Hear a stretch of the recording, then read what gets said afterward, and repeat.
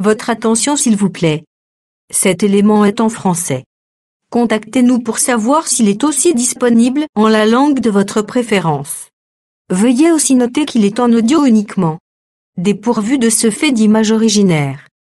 À présent, nous vous convions à suivre, depuis christequality.com et évangile-éternel.com, la rubrique Bible mot à mot, ou l'explication prophétique de toute la Bible, livre par livre, chapitre par chapitre, verset par verset, mot à mot.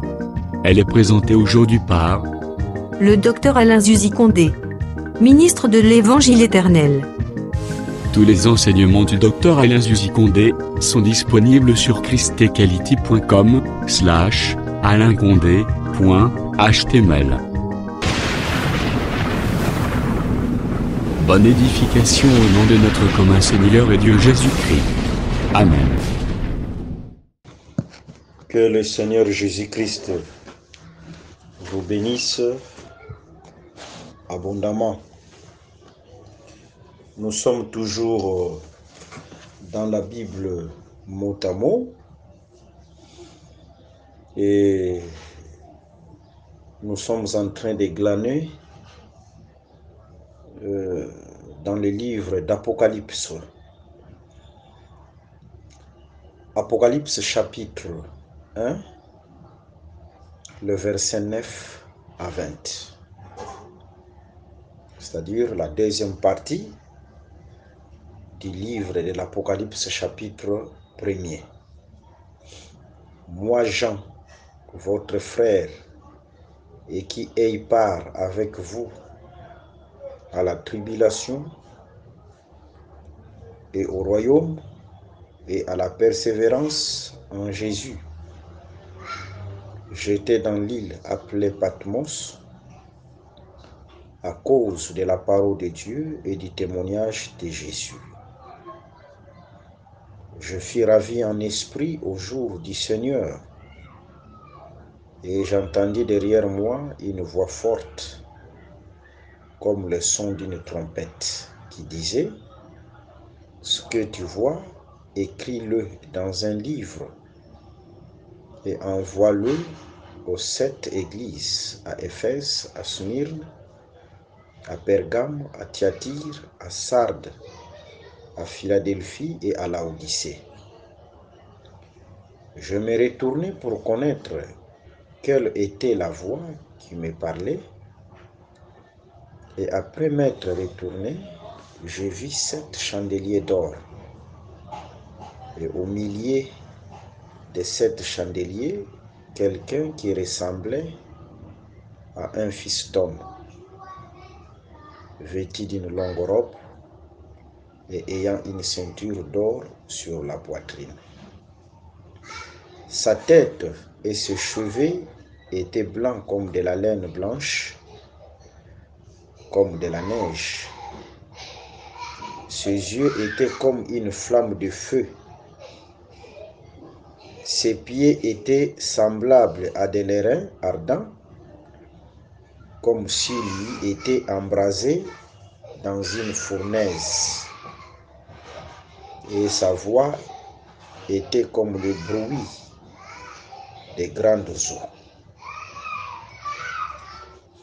Il avait dans sa main droite 7 étoiles. De sa bouche sortait une épée aiguë à 2 tranchants. Et son visage était comme le soleil lorsqu'il brille dans sa force.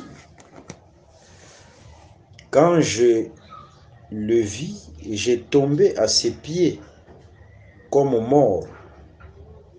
Il posa sur moi sa main droite en disant: ne crains point, je suis le premier, le dernier et le vivant. J'étais mort et voici, je suis vivant au siècle des siècles.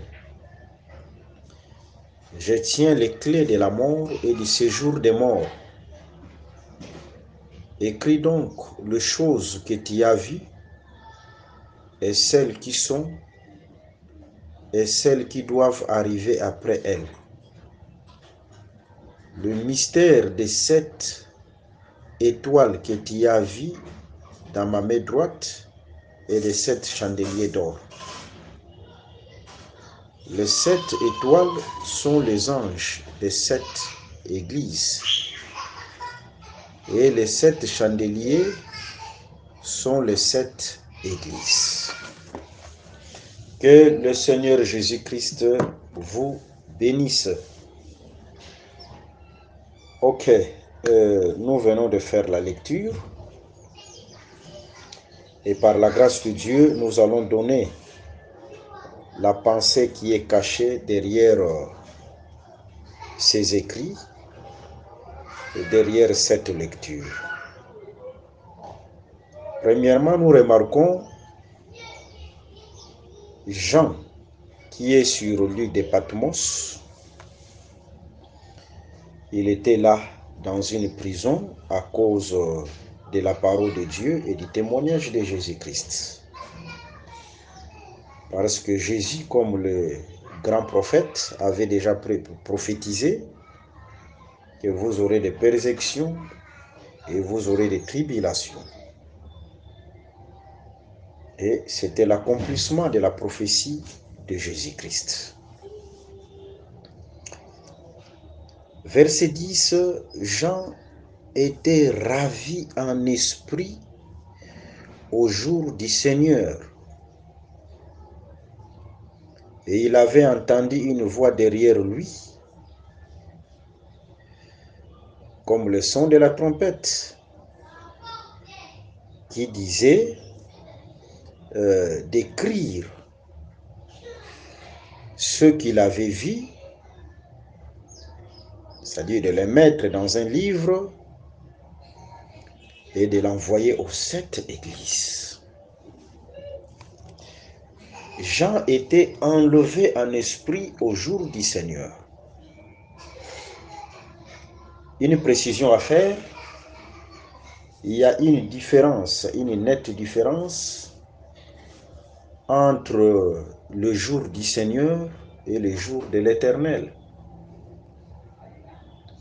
Le jour du Seigneur, c'est le sabbat. Le sabbat, ce qu'on appelle le sabbat. Le 7e jour, c'est ça le jour du Seigneur. C'est-à-dire, c'était au 7e jour que Jean fit enlever pour assister au conseil de Dieu. C'était au 7e jour. Ce n'est pas aussi un hasard. Par contre, le jour de l'Éternel, selon les Écritures, le jour de l'Éternel, c'est le jour de la colère. C'est le jour qui est lié à la colère, le jour de l'Éternel.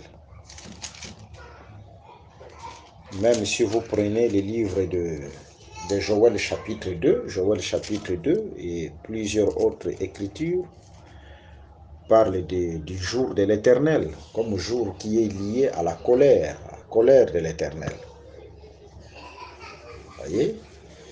Mais lui, Jean, il a été ravi, c'est-à-dire il a été enlevé en esprit. C'était au jour du Seigneur, c'est-à-dire c'était un certain sabbat où il a été enlevé en esprit pour voir cette vision, cette grande vision. Ok. Jean qui a été enlevé au jour du Seigneur, cela veut dire tout simplement, Jean est allé assister au conseil de Dieu parce que dans Jérémie chapitre 23, le verset 18, on assiste au conseil de Dieu pour voir et pour écouter. Voyez, je précise, on assiste au conseil de Dieu pour voir et pour écouter. Et Jean aussi a été enlevé pour voir et pour écouter.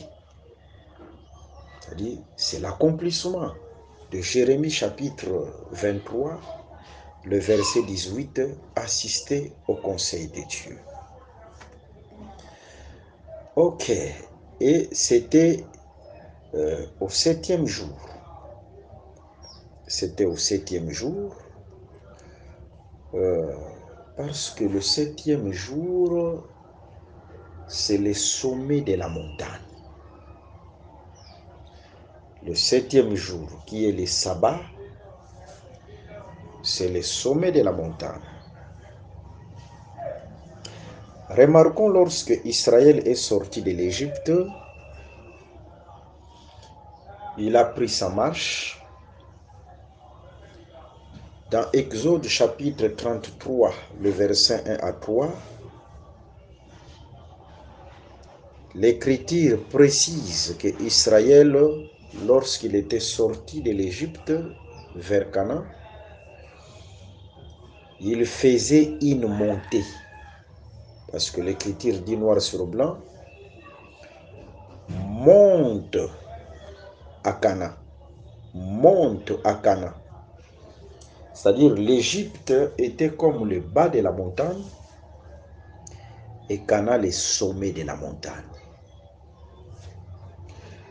Je peux compléter une autre écriture,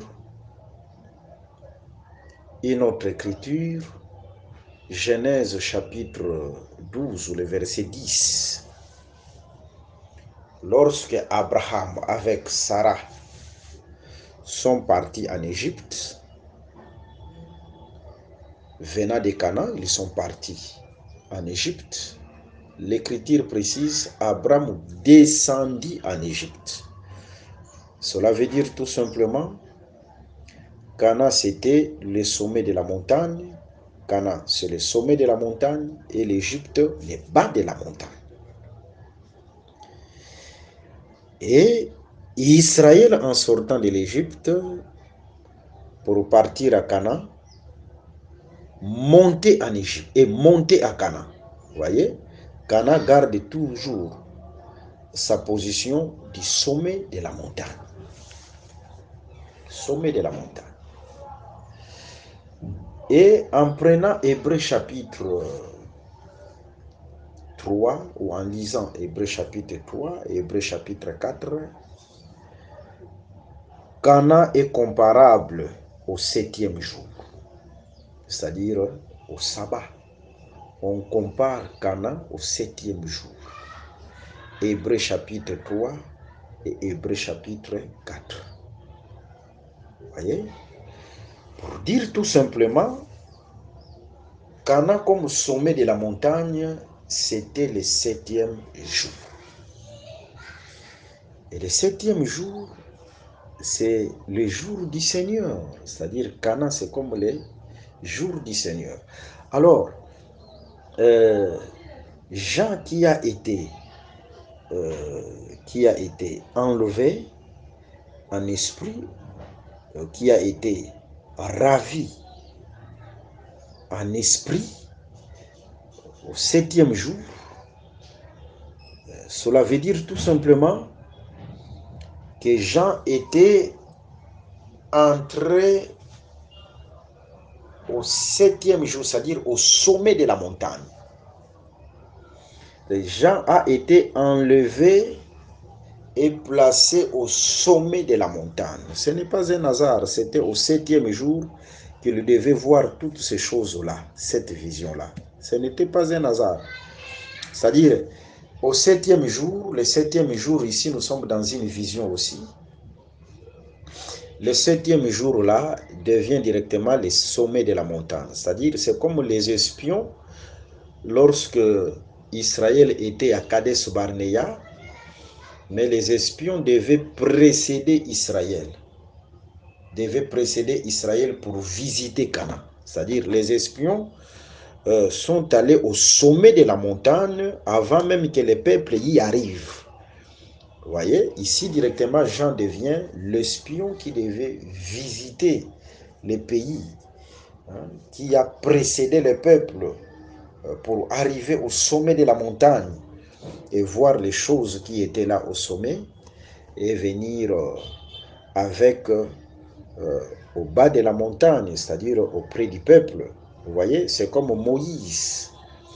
C'est comme Moïse aussi et les anciens. C'est comme Moïse et les anciens. Je suis dans Exode chapitre 24 qui devaient monter au sommet de la montagne et le peuple était resté au bas de la montagne.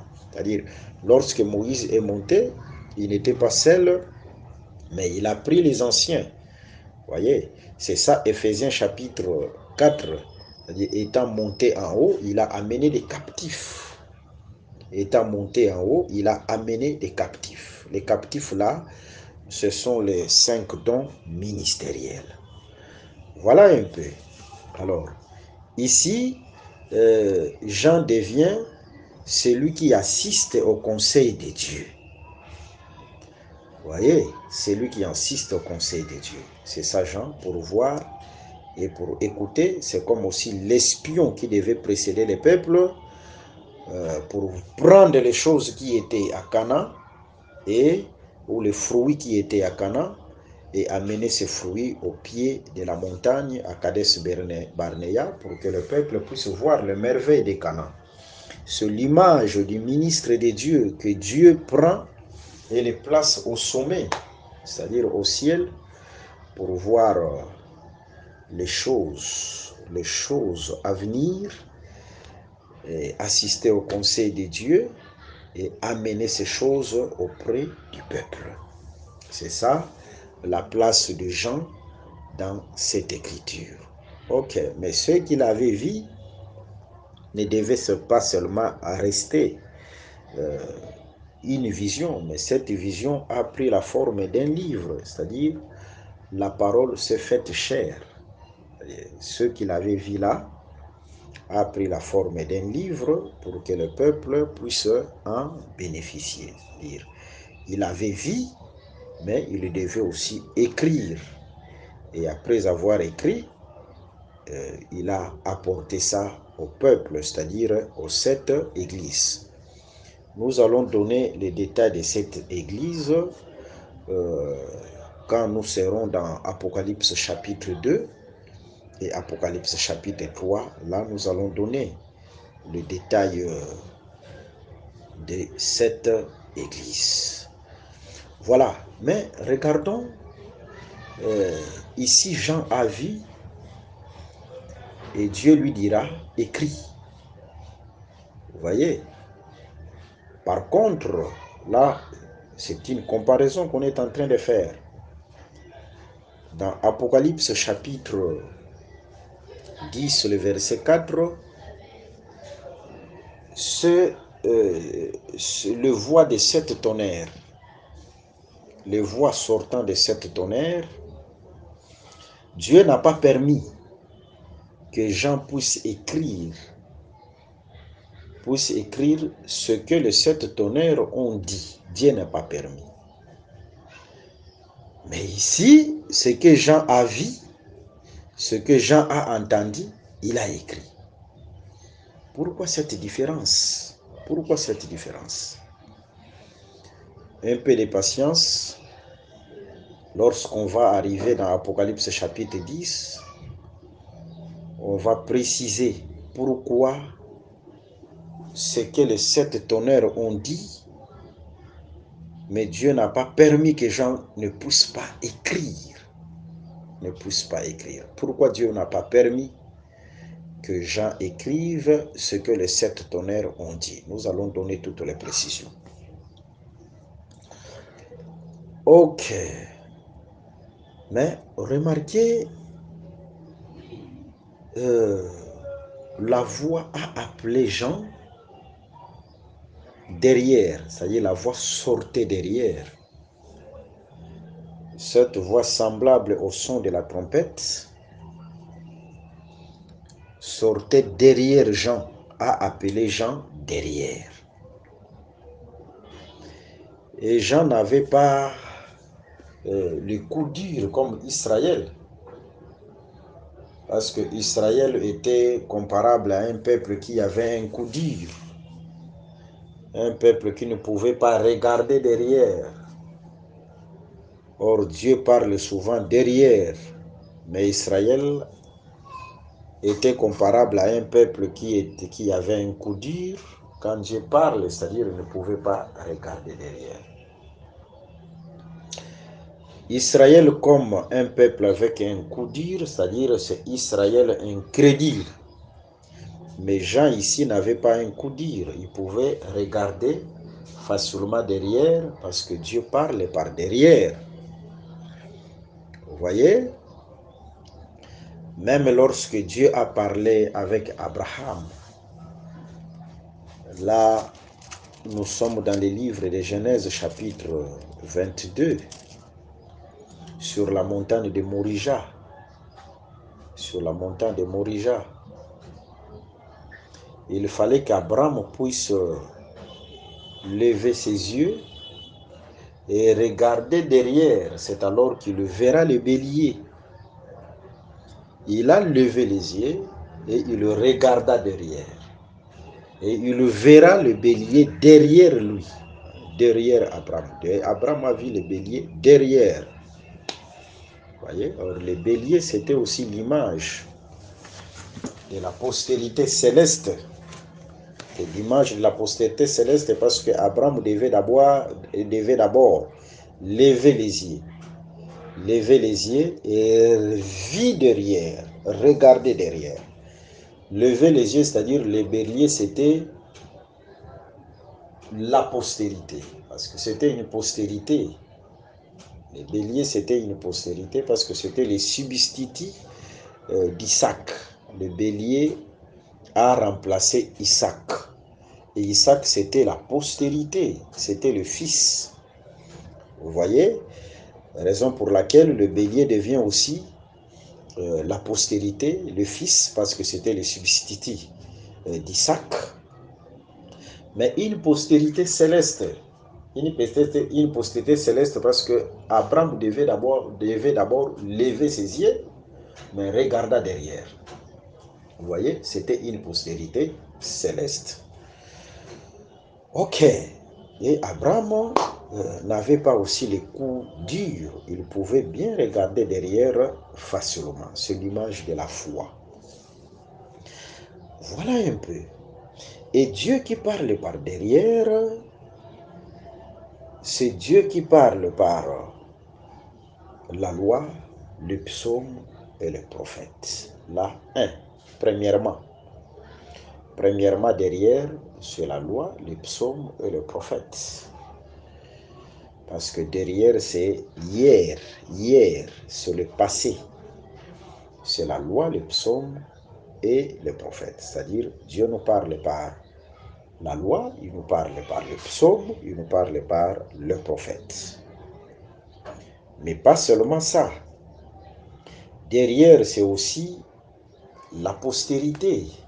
La postérité, comme je viens de dire dans Genèse chapitre 22, la postérité qui était le bélier, Abraham l'avait vu par derrière. C'est-à-dire, le derrière, c'est aussi la postérité. Et Dieu qui parle par derrière, c'est Dieu aussi qui nous a parlé par le Fils. Hébreux chapitre 1, le verset 1 à 3. Voilà un peu la signification de derrière. Ok. Mais regardons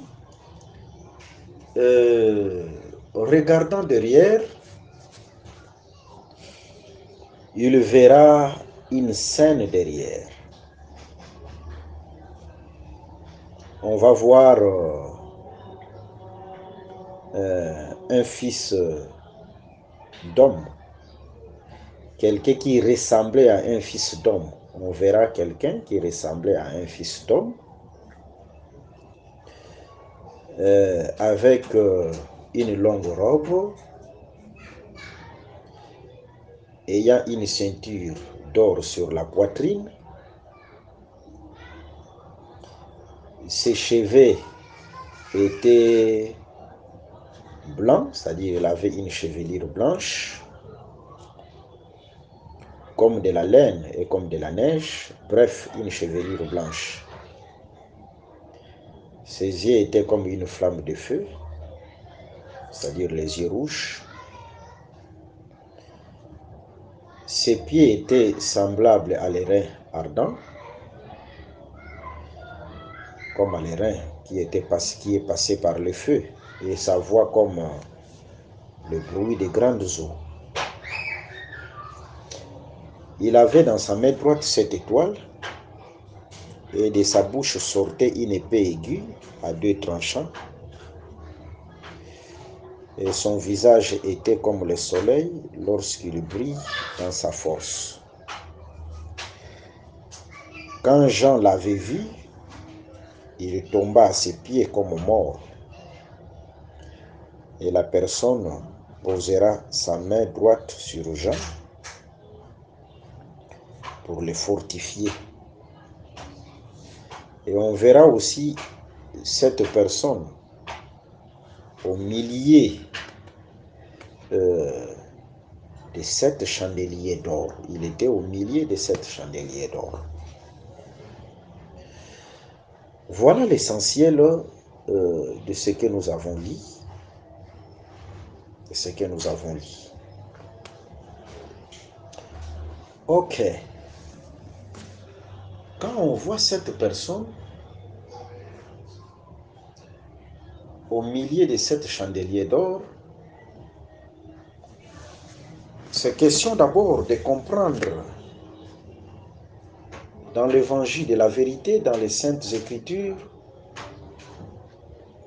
que veut dire chandelier. Raison pour laquelle, en prenant l'écriture d'Exode chapitre 25, le verset 31 jusqu'au verset 39, nous allons remarquer que Moïse avait parlé du chandelier.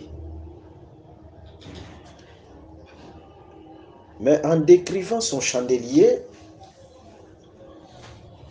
nous allons directement réaliser que le chandelier de Moïse était un arbre. Parce que ce chandelier avait les branches. Ce chandelier avait produit le fruit, précisément les pommes. Et ce chandelier aussi avait produit les amandes. Les amandes, le fruit qu'on appelle amande, c'est le fruit sortant de l'amandier. Vous voyez? Et directement nous comprenons avec les branches, le fruit, les calices, les pommes, les amandes. Le chandelier, c'est un arbre. Le chandelier, c'est un arbre. Et si nous voulons préciser l'arbre en question ou les arbres en question par rapport au chandelier de Moïse, le chandelier de Moïse était un amandier parce qu'il avait produit les amandes, mais pas seulement les amandes, mais aussi les pommes. Produisant les pommes, ce chandelier, c'est aussi un pommier. C'était un amandier, un pommier. Mais dans le chandelier, on y versait de l'huile. Pour que la lumière soit, il fallait que le chandelier puisse garder l'huile. Et là, l'arbre qui donne l'huile, ou qui porte l'huile, dans les Saintes Écritures, c'est l'olivier. Là, je suis dans le livre de Juges chapitre 9. Les arbres qui sont allés chercher un roi, parmi les rois qu'ils ont pointés, il y avait la vigne, l'olivier, Vous voyez, l'olivier aussi faisait partie des arbres pointés par d'autres arbres pour devenir leur roi. Mais l'olivier dira, renoncerai-je à mon huile qui m'assure les hommages de Dieu et des hommes pour aller planer sur les arbres? Pour dire tout simplement, l'arbre qui porte et qui donne l'huile dans les Saintes Écritures, ce n'est pas les palmiers, mais c'est l'olivier. Alors, lorsque le chandelier porte l'huile, le chandelier devient directement l'olivier. Et le chandelier de Moïse, en lui, ce chandelier représente 3 arbres. Le pommier, l'amandier et l'olivier. Bref, nous avons voulu seulement comprendre que dans les Saintes Écritures, le chandelier parle de l'arbre. Le chandelier, c'est un arbre. Et si vous remarquez, ce Fils de l'homme, au milieu de 7 chandeliers d'or, c'est 7 chandeliers-là qui représentent 7 églises. Toujours dans Apocalypse, chapitre 1er, le verset 19 à 20. Ce Fils de l'homme-là devient Adam. C'est Adam à qui on a confié le jardin, c'est-à-dire les arbres, le jardin. Vous voyez, les 7 chandeliers, ce sont les 7 arbres. Alors, le chiffre 7 étant aussi le chiffre de la totalité, Proverbe chapitre 6, le verset 30 à 31, Dieu voit son jardin dans sa totalité. Dieu voit son peuple, son église dans sa totalité. C'est ça les 7 arbres, les 7 chandeliers. Dieu voit son église dans sa totalité, son jardin dans sa totalité. Voyez? Même dans Cantique des Cantiques, chapitre 4, le verset 12, la femme est comparable au jardin. C'est-à-dire quand on voit les jardins, on voit directement les arbres. Et cette femme, c'est l'Église. Vous voyez? Et le Fils de l'homme là, c'est Adam. Adam à qui on donne les jardins. Mais on a donné les jardins à Adam pour faire un service, lequel? Genèse chapitre 2, le verset 15. L'Éternel Dieu prit l'homme et le plaça dans les jardins d'Éden pour les cultiver et pour les garder. On donnera les jardins à l'homme, à Adam, pour le garder et pour le cultiver. Ici, le Fils de l'homme devient le véritable Adam qui a pour mission de garder le jardin, de garder l'église et de cultiver. Cultiver, c'est-à-dire c'est lui qui continue à travailler dans cette église. C'est-à-dire dans l'église, ce n'est pas l'homme, n'importe quel homme qui peut venir mettre sa sémence. Il y a quelqu'un qui travaille, qui met sa sémence dans l'église. Et celui-là, c'est quelqu'un qui est semblable au Fils de l'homme. Ici, c'est le Seigneur Jésus-Christ lui-même. le dernier Adam, le véritable Adam. C'est-à-dire, dans l'église, on ne peut pas trouver la sémence d'un pasteur quelconque parce qu'il a fait sa théologie, il a fait sa philosophie, et venir avec sa sémence dans l'église. Non. Les cultivateurs, il y a un seul cultivateur, il n'y a pas plusieurs cultivateurs. Le cultivateur, c'est le véritable Adam. C'est cette personne-là, c'est ce quelqu'un-là qui est semblable au Fils de l'homme. C'est sa sémence qu'on doit trouver dans l'église. C'est son enseignement qu'on doit trouver dans l'église. Vous voyez?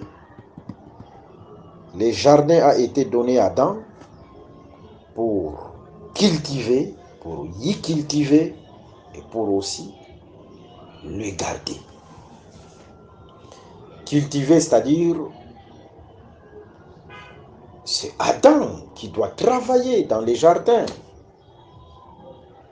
Et le véritable, c'est le Seigneur Jésus-Christ qui continue toujours son œuvre, qui travaille toujours dans l'église. Ok. Et c'est lui aussi qui doit garder les jardins.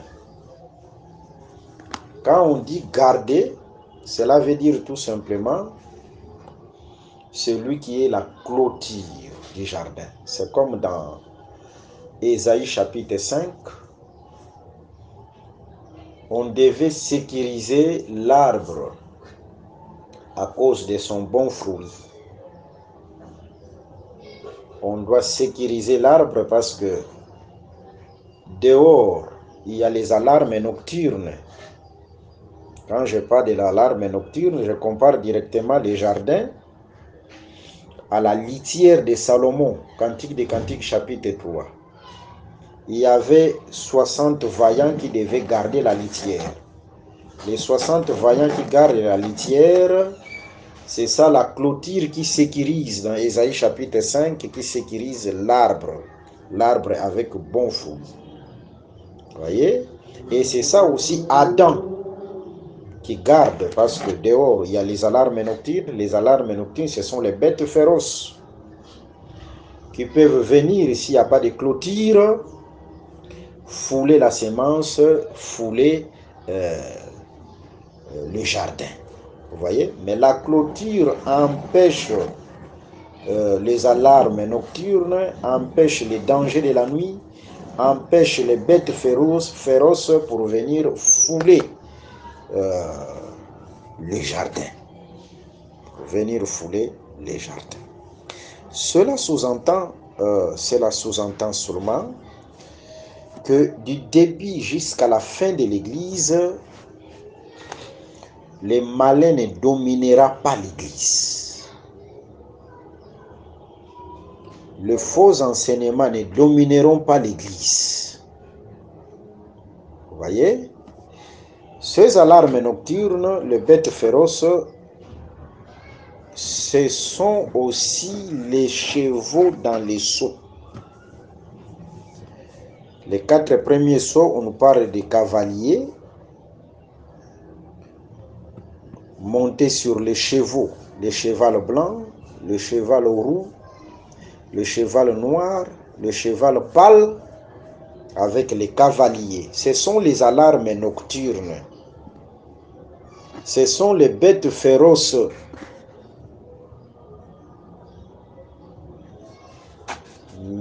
À leur présentation, à côté, il y a aussi la manifestation de chaque être vivant. Vous voyez? Et la manifestation de chaque être vivant, c'est ça, Adam, qui garde le jardin. C'est Adam qui garde le jardin. Même si le malin vient se manifester, prend la couleur du cheval blanc, prend la couleur du cheval roux, prend la couleur du cheval noir, du cheval pâle, mais il y a Adam, quelles que soient les stratégies du malin, il y a Adam qui sécurise son jardin. La litière de Salomon, la femme l'église est bien gardée. Voyez? C'est ça la présence de ces fils d'hommes au milieu du chandelier. C'est pour sécuriser le jardin et continuer à travailler dans ce jardin qui est l'église. Pour dire tout simplement, l'église est une maison qui est bien sécurisée parce que Adam est là. C'est un jardin qui est bien clôturé. Que le Seigneur Jésus-Christ vous bénisse. Mais remarquons, ces chandeliers, ce sont des chandeliers d'or. C'est-à-dire, c'est un peuple qui reflète la divinité. Un peuple qui reflète Dieu. La nature d'or, c'est la nature de Dieu. Aaron devait présenter la divinité à Israël. Il fera un veau d'or. C'est-à-dire, selon Aaron, là je suis dans le livre d'Exode chapitre 32, Dieu c'est l'or. Là selon Aaron, Dieu c'est l'or. Ça c'est vrai, la divinité c'est l'or. Alors quand on voit les chandeliers d'or, c'est-à-dire c'est un peuple qui reflète la divinité. Étant sur la terre, mais ce peuple reflète la divinité. Aujourd'hui, le peuple qui reflète Dieu sur la terre, c'est l'Église. Et ce peuple qui reflète Dieu, Dieu prend soin de ce peuple. Dieu sécurise ce peuple. C'est ça, chandelier d'or. C'est-à-dire un peuple qui reflète Dieu étant sur la terre. Et Dieu est obligé aussi de sécuriser ce peuple. Que le Seigneur Jésus-Christ vous bénisse. Et ce peuple qui reflète Dieu, comme je venais de dire, aujourd'hui, c'est l'Église. En regardant ce fils d'homme, il avait une longue robe et la ceinture sur sa poitrine. Une ceinture d'or aussi sur sa poitrine. Nous disons ceci, la longue robe, c'était le vêtement du souverain sacrificateur. Et celui qui portait aussi la ceinture sur la poitrine, c'était le souverain sacrificateur. Lévitique chapitre 8. Dans Lévitique chapitre 8, on nous parle de vêtements du souverain sacrificateur. Le souverain sacrificateur portait d'abord une tunique.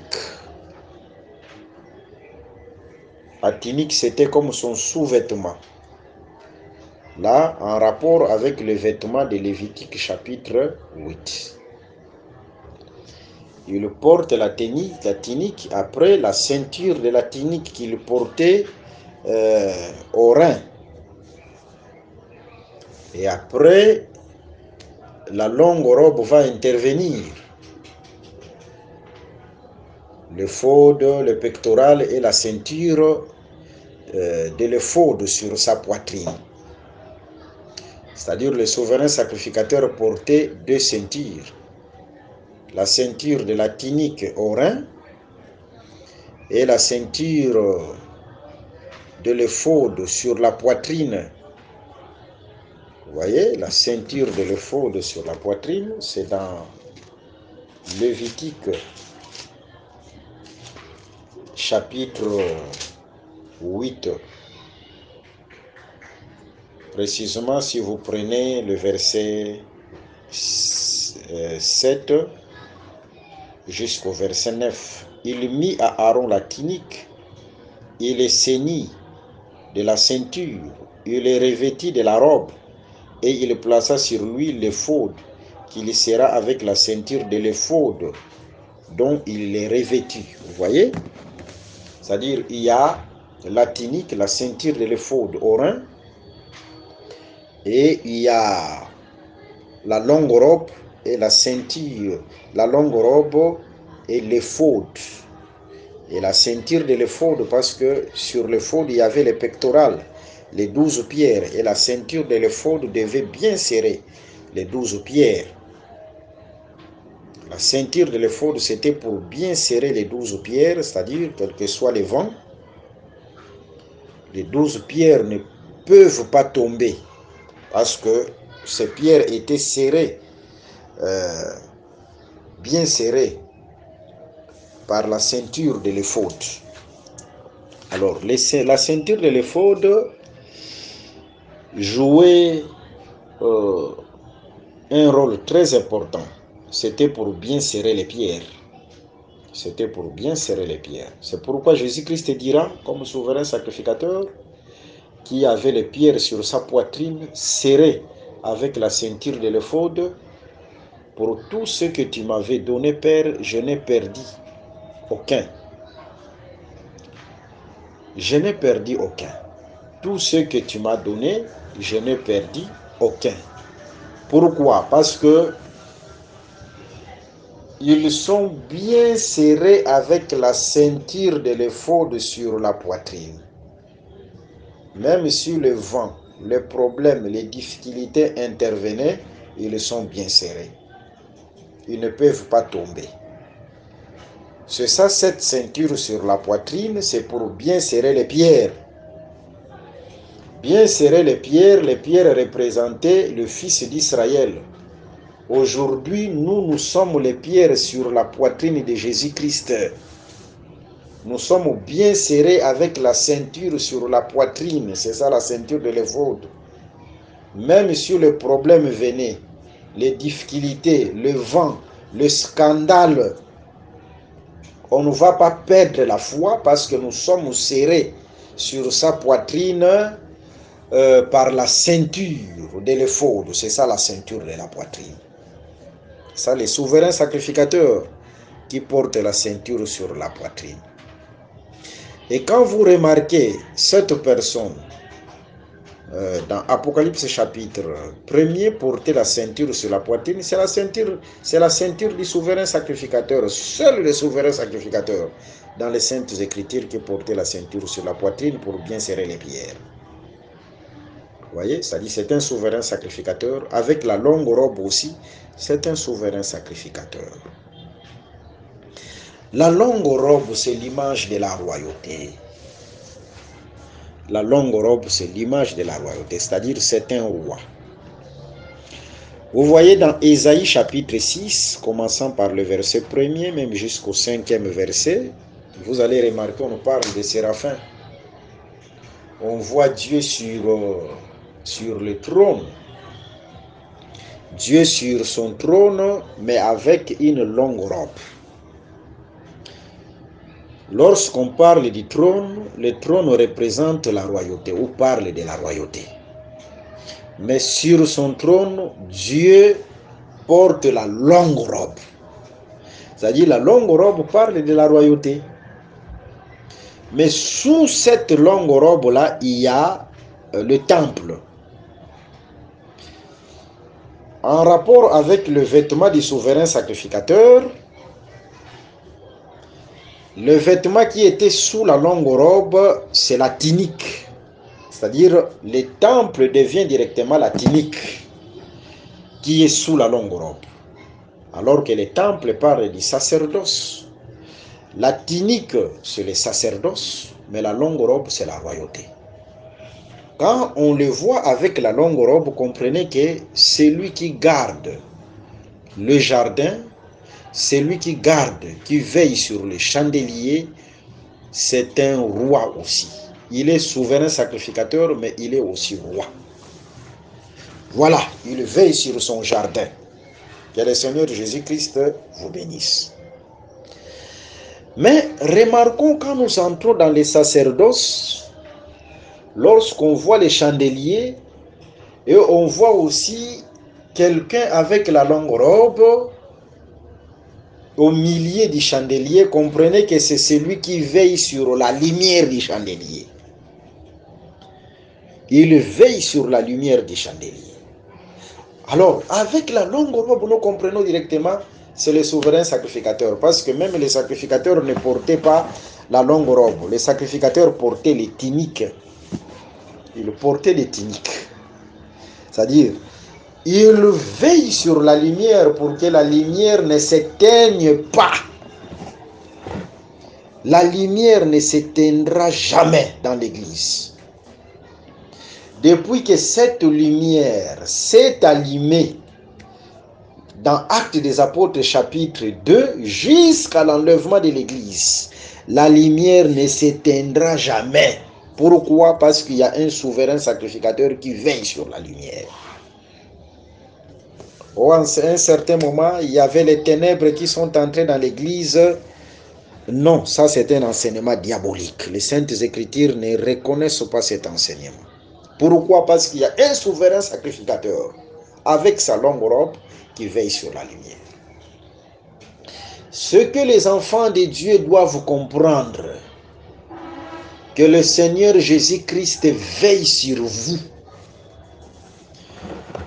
Le Seigneur Jésus-Christ veille sur vous. Même si nous sommes dans le sommeil, le Seigneur Jésus-Christ veille sur nous. Il veille toujours sur son peuple. Il veille sur son église. Que le Seigneur Jésus-Christ vous bénisse abondamment. Celui qui se sent abandonné, qu'il croie qu'il y a un souverain sacrificateur qui veille sur toi. Quel que soit le temps difficile que tu es en train de traverser, les moments compliqués, il y a un souverain sacrificateur qui veille sur toi. Jésus veille sur toi. Jésus te garde parce que tu fais partie de son jardin. Il te garde, il veille sur toi. Que le Seigneur Jésus-Christ vous bénisse abondamment. C'est ça au juste. Cette personne vêtue en longue robe. Il a la chevelure blanche. La chevelure blanche, c'est le vieillard. Là, je suis dans 1 Samuel chapitre 12, le verset 1 à 3. Samuel qui a dit « J'ai blanchi », c'est-à-dire « Je suis devenu vieux ». Avec la chevelure blanche, c'est-à-dire « C'est un vieillard ». C'est un ancien du jour. En d'autres termes, c'est un ancien du jour. Son origine, c'est l'éternité. C'est ça, Michée chapitre 5, le verset 1. Il vient de l'éternité. Il est entré dans la création visible et il traverse les générations. C'est un ancien du jour. C'est pourquoi on les représente avec le chevelure ou la chevelure blanche. Voilà, c'est le sage, c'est le vieillard. Ok. En dehors de la chevelure blanche, on remarque aussi quelque chose. Sa tête, là, le verset 14 du premier chapitre d'Apocalypse. Sa tête et ses cheveux étaient blancs comme de la laine blanche, comme de la neige. Ses yeux étaient comme une flamme de feu. Ici, les yeux comme une flamme de feu, ce sont les yeux de la colère. Vous voyez? C'est comme dans Cantique des Cantiques. C'est comme dans Cantique des Cantiques, chapitre 7. Je peux lire cette écriture. Cantique des Cantiques, chapitre 7. Je vais la lire rapidement. Cantique des Cantiques, chapitre 7. Ok, le verset 5. Ton cou est comme une tour d'ivoire, tes yeux sont comme les étangs de Hesbon. Tes yeux sont comme les étangs de Hesbon. voyez, on nous parle des yeux qui sont comparables aux étangs de Hesbon. Hesbon dans les Saintes Écritures, si vous prenez Nombre chapitre 21, Nombre chapitre 21, le verset 27 à 28, c'est une ville des Amoréens. Et c'est dans cette ville qu'est sorti le feu. Je peux lire, je pense, je peux lire aussi ça. Nombre chapitre 21, le verset 27 à 28. On va parler de Hesbon. Parce que ces yeux-là, rouges, les yeux comme le feu, ce sont les yeux semblables à Hesbon. Nombre 21, le verset 27. Nombre 21, oui, je suis déjà là. Le verset 27 à 28. L'Écriture dit ceci. Car il est sorti un feu de Hesbon. Voyez, les yeux comme étant de Hesbon est sorti le feu. C'est ça les yeux semblables au feu. Et les yeux semblables au feu, ce sont les yeux de jugement. C'est-à-dire, c'est lorsque Dieu se présente comme un juge. C'est ça les yeux semblables au feu. Par contre, en dehors des yeux semblables au feu, dans Cantique des Cantiques 1, le verset 15, on nous parle des yeux semblables à la colombe. Les yeux semblables à la colombe. La colombe, c'est l'affection. L'Esprit est descendu sur Jésus-Christ. Je suis dans Matthieu chapitre 3, le verset 16 à 17. Et l'Esprit a pris la forme de la colombe. Alors Dieu viendra interpréter et dira, celui-ci est mon fils, bien-aimé, en qui j'ai mis toute mon affection. Cette affection, c'était quoi? C'était la colombe qui était descendue sur lui. C'est-à-dire, la colombe, c'est l'affection. Les yeux de la colombe, ce sont les yeux de l'affection, ce sont les yeux de l'amour. Mais les yeux comme le feu, les yeux comme une flamme de feu, ce sont les yeux de jugement. Là, premièrement, c'est ça le premier aspect. Le premier aspect, ce sont les yeux de jugement. Mais le deuxième aspect, nous sommes en face du chandelier. Ou nous sommes en face des lampes. Parce que le chandelier, c'est une lampe. Un chandelier, c'est une lampe. Nous sommes en face de chandelier. Alors, lui, il faut qu'il vienne avec le feu. Vous voyez, il faut qu'il vienne avec le feu pour que les chandeliers puissent garder toujours la lumière. Ça, c'est le deuxième aspect. Le premier aspect, les yeux semblables au feu, flamme de feu, c'est en rapport avec les jugements. Mais la flamme de feu, c'est pour les chandeliers aussi. Une flamme de feu, c'est une langue de feu. C'est pour que les chandeliers puissent garder toujours la lumière. Parce que nous sommes en face du chandelier.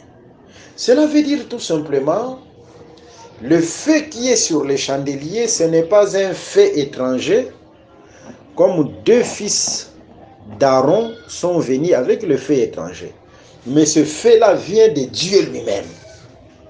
C'est-à-dire, l'Église garde le feu de Dieu. Ce n'est pas le feu étranger qu'on trouve sur les chandeliers. Mais l'Église doit garder le feu de Dieu. C'est ça aussi, Dieu vient avec le feu. Ici, le Fils de l'homme vient avec une flamme de feu à travers ses yeux, c'est-à-dire c'est en rapport aussi avec le feu que doit garder le chandelier. Ce n'est pas un feu étranger, c'est le feu qui vient du Fils de l'homme, de Dieu lui-même. Que le Seigneur Jésus-Christ vous bénisse. Ses pieds étaient semblables à des airains ardents, comme s'il y était embrasé dans une fournaise, et sa voix était comme le bruit des grandes eaux. Que le Seigneur Jésus-Christ vous bénisse. Remarquons ici, on nous parle de... Je prends d'abord de sa voix comme une bruit des grandes eaux. Les grandes eaux, c'est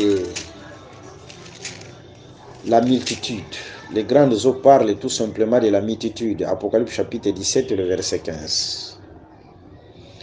C'est-à-dire, quand on voit dans sa voix comme le bruit des grandes eaux, premièrement, dans le premier aspect, la voix comme le bruit des grandes eaux, le premier aspect, c'est en rapport avec diversité dans sa voix. On peut voir dans sa voix, il y a la diversité.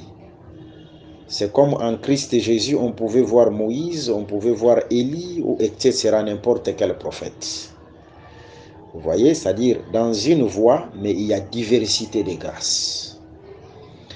Là, c'est en rapport avec la grande eau comme multitude, c'est-à-dire une seule voix, mais on voit diversité de grâces. C'est ça la parole du Seigneur. Mais la voix aussi comme grande eau, c'est le temps de l'inondation.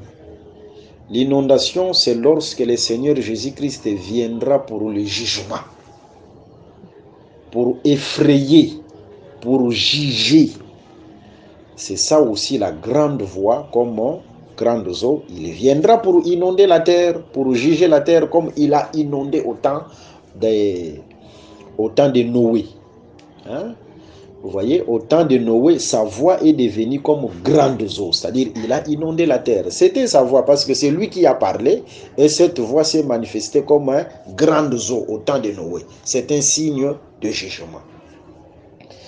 Que le Seigneur Jésus-Christ vous bénisse. Et ses pieds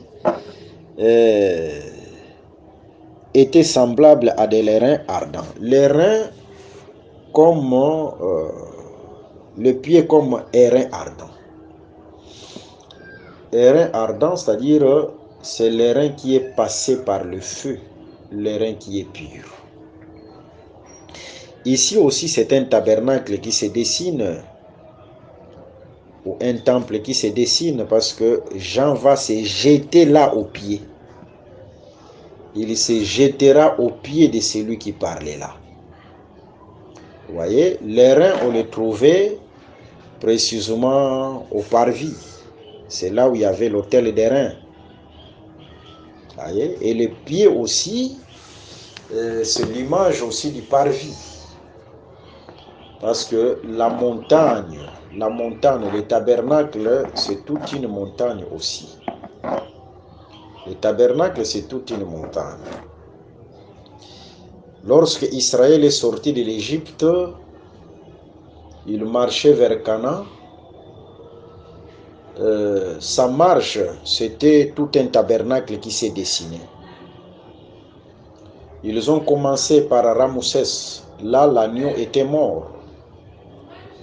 L'agneau était mort, nous sommes au parvis. Et aussi, dans Exode chapitre 14, Exode chapitre 15, ils vont croiser la mer. La mer, c'est comme aussi la cuve des reins par rapport au tabernacle. Nous sommes toujours au parvis. Mais quand l'agneau est mort ou les chevreaux, là, nous voyons directement aussi l'autel des reins. Vous voyez, l'autel des reins, la marche commence par là. La mer Rouge, toujours au parvis ou la cuve des reins. Et après, Dieu va leur donner la manne, c'était le pain, et aussi la colonne de feu. C'est ça le chandelier. Là, nous sommes dans les lieux saints. Et ils vont traverser le Jourdain pour entrer à Canaan. Le Jourdain, c'est un voile qui séparait les lieux saints aux lieux très saints. Les lieux très saints, c'est la fin de la marche, c'est Canaan. Mais il faut que le voile d'abord soit déchiré, qui était le Jourdain, pour entrer là-bas. Vous voyez, c'était tout un tabernacle. Alors, les pieds, c'est là où l'agneau est mort. C'est ça qu'on appelle les pieds. Et dans les tabernacles, les reins, c'était au parvis. C'est là où on parle de l'autel des reins. C'est ça les pieds du Fils de l'homme. Les pieds du Fils de l'homme, c'est le parvis. C'est pourquoi Jean doit tomber là au pied. Quand le peuple venait, le peuple tombait au pied du tabernacle. Le peuple se courbait, se prosternait au pied du tabernacle, c'est-à-dire au parvis. C'est au parvis que le peuple se courbait, se prosternait. C'est pourquoi Jean aussi doit se courber, doit se prosterner au pied. Que le Seigneur Jésus-Christ vous bénisse. Il avait dans sa main droite 7 étoiles. De sa bouche sortait une épée aiguë à 2 tranchants, et son visage était comme le soleil lorsqu'il brille dans sa force. Ok, là c'est le verset 16 de l'Apocalypse chapitre 1er. Son visage brillait comme le soleil.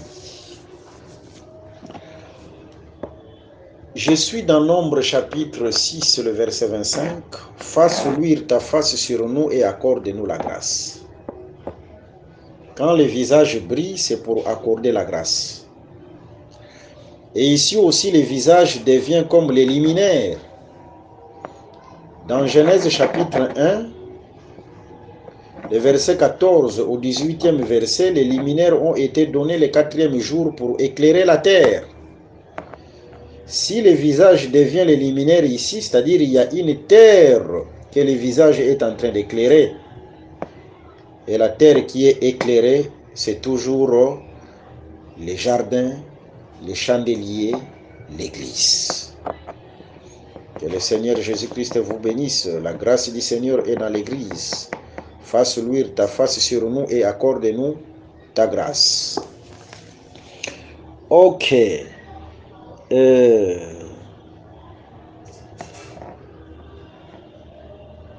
Il avait dans sa main droite 7 étoiles.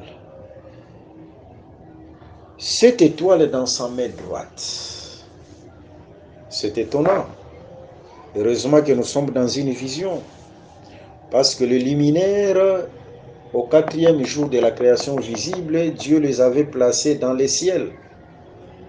Dieu n'avait pas placé les luminaires sur la main, c'était dans le ciel. Pour dire tout simplement, la main ici devient le ciel. Cette main qui porte, la main droite qui porte les luminaires, la main devient le ciel. Oh, que le Seigneur Jésus-Christ vous bénisse. Le Seigneur Jésus-Christ vous bénisse. Je vais approfondir ça. Je prends directement le verset 19 à 20. Écris donc les choses que tu as vues et celles qui sont et celles qui doivent arriver après elles, le mystère de 7 étoiles que tu as vues dans ma main droite et de 7 chandeliers d'or. Les 7 étoiles sont les anges de 7 églises et les 7 chandeliers d'or sont les 7 églises. Vous voyez? C'est-à-dire les étoiles aussi sont là pour éclairer les 7 églises. Les étoiles, c'est pour éclairer les 7 églises. Mais les étoiles sont portées par la main. L'étoile dont il est question ici, c'est l'esprit ministériel. Mais l'esprit ministériel est porté par les 5 dons ministériels. Les 5 dons ministériels, ce sont les 7 doigts de la main. Ça forme la main. C'est-à-dire la main doit porter la lumière qui est l'étoile pour éclairer le chandelier. C'est la main qui doit porter la lumière qui est l'étoile pour éclairer le chandelier. Les 5 dons ministériels doivent porter la lumière qui est l'étoile pour éclairer le peuple, l'Église. C'est ça la pensée qui est cachée là. Que le Seigneur Jésus-Christ vous bénisse. Mais dans Apocalypse 2 et Apocalypse 3, nous allons aussi donner les détails sur les 7 anges. Parce qu'en réalité, il n'y a pas 7 anges, il y a un seul ange. Il n'y a pas 7 églises, il n'y a qu'une seule église. Nous allons donner toute la lumière. Ce n'est pas grave, nous sommes là pour ça. Ok. Toujours dans le verset 16, Apocalypse chapitre 1. De sa bouche sortait une épée aiguë à 2 tranchants. Sortait une épée aiguë à 2 tranchants. Matthieu 4, 4. L'homme ne vivra pas de pain seulement, mais de toute parole qui sort de la bouche de Dieu. De la bouche ne sort pas l'épée, de la bouche sort la parole. Pour dire que cette parole, cette épée dont il est question ici avec 2 tranchants, c'est une parole, mais une parole de jugement. Parce que l'épée ici n'est plus dans le fourreau. Le fourreau, c'est la bouche. Mais quand l'épée sort de la bouche, c'est l'épée qui sort du fourreau. C'est le temps où Dieu doit juger, doit commencer à frapper. Mais cette épée a 2 tranchants. Cette épée a 2 tranchants. C'est une épée à 2 tranchants. À 2 tranchants, c'est-à-dire on voit 2 côtés. Mais 2 côtés qui sont aiguisés. Cela veut dire tout simplement que le Seigneur Dieu va exercer ses jugements en 2 temps. Les 2 temps, ce sont le premier fléau et le dernier fléau. Oh, que le Seigneur Jésus-Christ vous bénisse. Soyez branchés dans ces enseignements, nous allons comprendre beaucoup de choses. Nous allons placer le calendrier prophétique, où nous allons placer les jugements en 2 temps. C'est pourquoi on nous parle d'une épée à 2 tranchants, parce que les jugements vont se manifester en 2 temps, en 2 étapes. Qu'on appelle étendre la main pour la première fois et la dernière fois, qu'on appelle le premier fléau et le dernier fléau.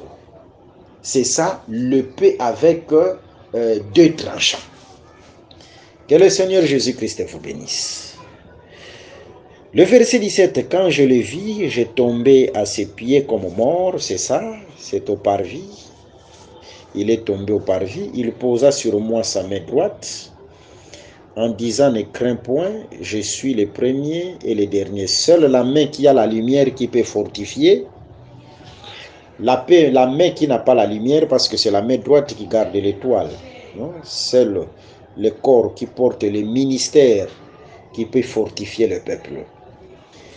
Et le vivant, j'étais mort, et voici je suis vivant au siècle des siècles, je tiens les clés de la mort et du séjour des morts. La clé, c'est un signe du pouvoir. Même dans Matthieu chapitre 16, le verset 18 à 19, Jésus donnera à Pierre la clé, c'était le pouvoir. Je te donne la clé pour ouvrir et pour fermer, c'est-à-dire c'est le pouvoir.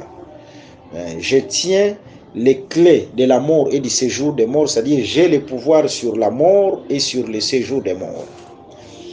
Écris donc les choses que tu as vues et celles qui sont et celles qui doivent arriver après elles. Vous voyez, Jean a vu même les choses qui vont venir par derrière. Les choses qui vont venir, c'est la prophétie. C'est-à-dire la prophétie se cache derrière. Personne ne peut nous parler de la prophétie, des choses à venir, l'enlèvement de l'Église, les règnes millénaires, l'éternité, quoi encore, les jugements à venir, sans d'abord nous faire voir ces choses dans la loi, les psaumes et les prophètes. Ce sont les choses à venir, mais Jean les a vues derrière. Voilà, sinon ça sera les paroles en l'air. Le mystère de cette étoile que tu as vu dans ma main droite et de 7 chandeliers d'or. Les 7 étoiles sont les anges de 7 églises. Et les 7 chandeliers sont les 7 églises. Que le Seigneur Jésus-Christ vous bénisse. Nous avons dit que le chiffre 7, c'est aussi le chiffre de la totalité. Nous allons approfondir ça dans Apocalypse 2 et Apocalypse 3. Proverbe chapitre 6, le verset 30 à 31. Les 7 églises, Dieu voit son église dans sa totalité. C'est-à-dire du début jusqu'à la fin. C'est comme Moïse qui devait monter sur la montagne et le Seigneur lui a montré tous les pays de Canaan. Mais là, Moïse avait 7 yeux. Avoir aussi 7 yeux, c'est c'est voir tout. C'est-à-dire, c'est la vision totale. Hein? C'est la lumière totale. C'est aussi les 7 yeux. 7 yeux aussi, c'est la lumière totale. Alors, nous allons approfondir aussi ces choses-là, comme je venais de dire, dans Apocalypse chapitre 2 et Apocalypse chapitre 3. Là, nous allons comprendre, en réalité, il n'y a pas 7 anges. Il y a un seul ange, mais qui se manifeste en 7, parce qu'il n'y a pas 7 églises, mais une seule église. Pour aujourd'hui, que le Seigneur Jésus-Christ vous bénisse. Vous pouvez trouver nos enseignements dans notre site internet Christ Equality. Et aussi, je profite aussi pour vous donner mon numéro de contact. Mon numéro de contact, Alain Zuzikonde, plus 243 81 28 55 419. J'insiste, plus 243 81 28 55 419. Que le Seigneur Jésus. Merci d'avoir suivi ce message et que Jésus-Christ vous bénisse. Si vous avez une question à l'intention de l'homme de Dieu, si vous voulez que l'homme de Dieu prie pour vous, si vous voulez vous confier à l'homme de Dieu, ou si vous voulez tout simplement bénir l'homme de Dieu, contactez-le directement si ses coordonnées sont disponibles depuis sa page. Sinon, contactez-nous et nous lui transmettrons vos préoccupations. N'oubliez pas de faire un tour à notre page évangélisation pour voir en quoi vous pouvez vous rendre utile à Christ par cette œuvre. Que Dieu vous bénisse tous. Amen. ChristQuality.com. Les cieux en un clic de la souris. Évangile-éternel.com. Le site de l'évangile éternel. Christ Equality Fondation, équilibrer la manne ramassée dans le désert de sorte que chacun ait un numère.